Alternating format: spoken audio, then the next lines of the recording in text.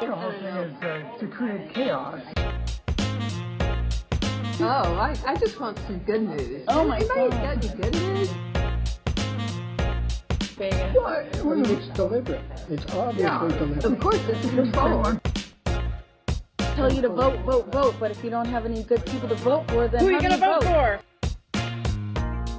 Rhetorical. Everything is just. And in the end, We have no options anymore. We have no options. It seems like we have no I'm options. going to vote for America now. What the fuck is going on? Is a Fiji Mermaid sponsored special broadcast, your Canadian 2021 federal election political resource.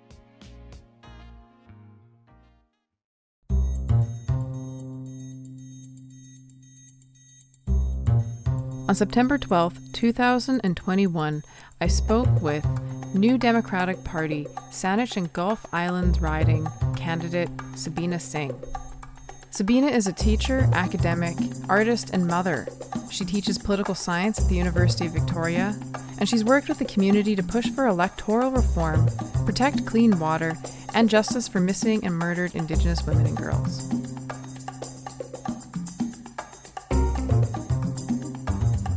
Thank you so much for meeting with me today, Sabina. This is very exciting.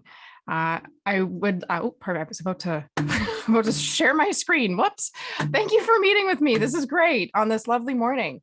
Thank you for having me. Oh, no problem. All right, let's begin with a little bit about you. You are a teacher, an academic, artist, and mother. I love that so much in your bio on the website. Your awareness of the facets or the many facets of life, I am sure, informs how you see what is needed in the political sphere. Please share with our listeners how your personal experiences meshes with your politics and, of course, the NDP party. Thank you. Yeah, I'm Sabina Singh, running for the NDP for Saanich Gulf Islands.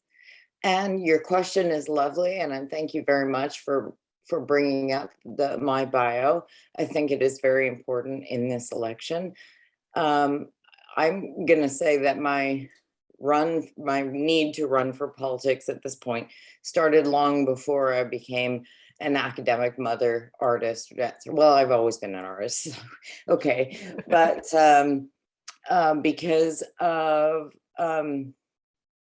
the systemic racism in our society, because of the experiences I had as a child growing up in Kamloops, I knew that we can have a better world and we can treat people better. And so it was really important for me to do that. I am also, then I studied political science. So I've been studying it for 25 years. I taught for 15 years. The first, before I got to UVic, was mostly in Canadian politics and law and politics, things like that, throughout BC, in Thompson Rivers University, Vancouver Island University, and then at UVic. But at UVic, I was mostly teaching African politics, which is what my PhD is in. I did a case study in Uganda, and I taught mostly at UVic African politics and the politics of development. Cool. That's great. Yeah. So as a teacher and as part of my alignment with the NDP, first of all, I thought my students paid too much money. I was a sessional instructor, so I was making not very much money for doing what I was doing. And my students were paying way too much for it, I thought. So I'm really excited that part of our platform is to make sure that the federal government is not making money off students, having them pay interest on their student loans. And so we're going to eliminate interest on federal student loans. We're going to forgive a lot of debt and double the grant program. And I think that our goal is to make post-secondary education free.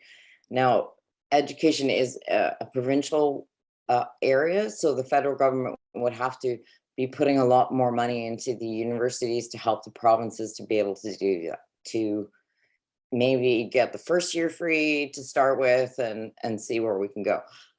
We really believe in students and really believe that education is a right for everybody.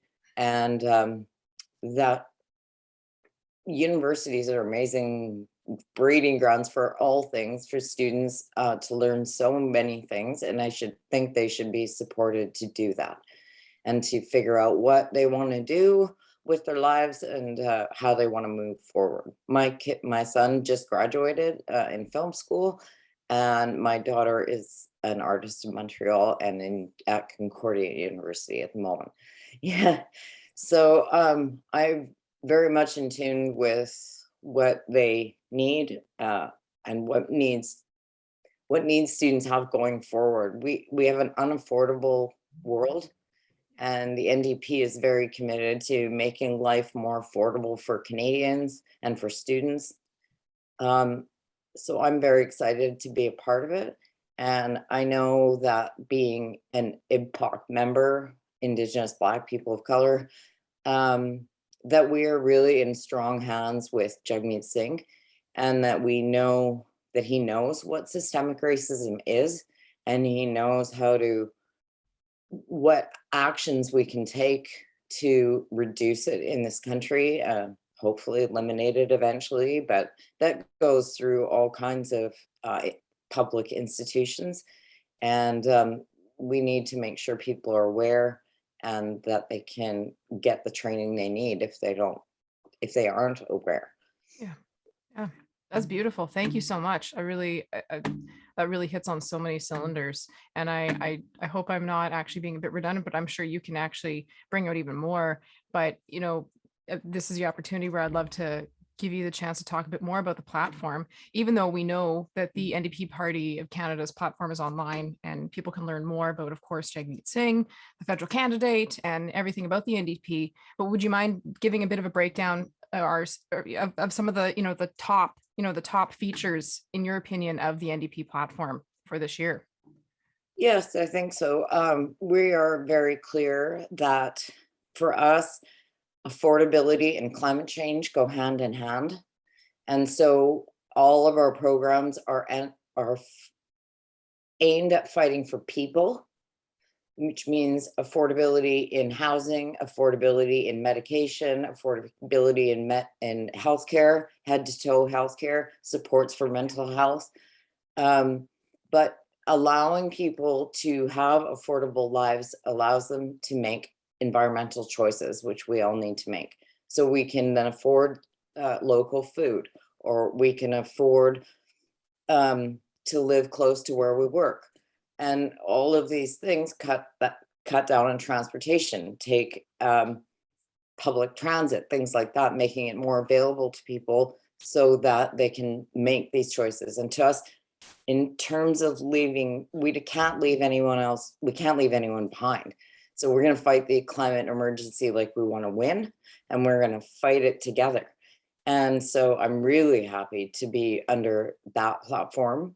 And once again, I know that Jagmeet Singh knows what we have to do to get our country on the right track.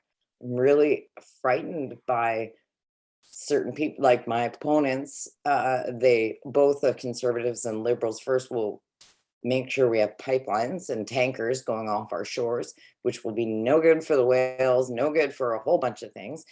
And we don't know that we can completely stop the pipeline because it's been going on for so long. But we're going to try. And when I have opponents that put out videos like the Conservative candidate did, it's frightening for people like me to think that our leadership could be a person that doesn't understand what systemic racism is and doesn't know how can that person, A, run for politics, and B, be allowed to stand as a leader. Like, what we have, the problems we face can't be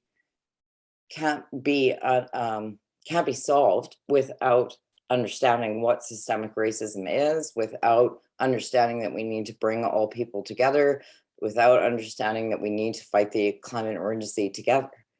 And so for me, it's really important that that voice is there and heard, and hopefully young people think, I can do it too, and if they will put their voices forward, we got to do an amazing interview with Future Majority, a wonderful group of young people that are fighting to get their voices heard in this election. And I really hope that they do and they're successful and all young people get out to vote. No, it is super important. I really love what you said in regards to affordability equaling environmental change. I think that's, just as an aside, I think that is an angle that people often overlook, that, there has to be that group empowerment through affordability of everybody to actually see these sorts of changes that we want environmentally, right? But Yes. yeah, thank you. Okay. Yeah, this has been fantastic chatting with you. And yes, in closing, being a UVic instructor in the poli sci department, just in general, working with students and youth and being a part of this role as an educator and seeing different levels of experience, what kind of resources and advice do you have for voters that are either voting for the first time or they have voted before? Yes, it's really important, particularly that the young people vote this time. I think we've seen that our governments are not working for us at the moment, and that puts out a lot of cynicism. But if the young people do get out to vote, and we can form more effective government, and we can then be actually trying to support the youth and meeting their demands, because right now the voter profile is not young, and so we have a problem getting future goals together, that we need a good future in place, because the voters aren't, we need the young people to say this is what we want. And I think it's very important. So if you don't have your ballot yet, you can go to Elections Canada office. You can vote there before September 14th. Go to howtovote.ca. It will give you a bunch of different options. But at this point, if you don't have a ballot, you can, if you don't have a ballot, please go to the Elections Canada office and they will make sure you get your vote heard. Beautiful. That's fantastic. Thank you so much, Sabina. This has been wonderful talking with you. And I can't thank you enough. And I say good luck on this trip and keep the good fight going. Really nice to meet someone with a similar name. Nice to meet you, Sabine. Thank you very much for having me. And I hope the students will get out to vote. Thank you for chatting with me, Sabina. I value the way your experiences inform your politics and your choice to be the candidate for the New Democratic Party. As well, it was great to get to know you a bit better. Good luck in the election.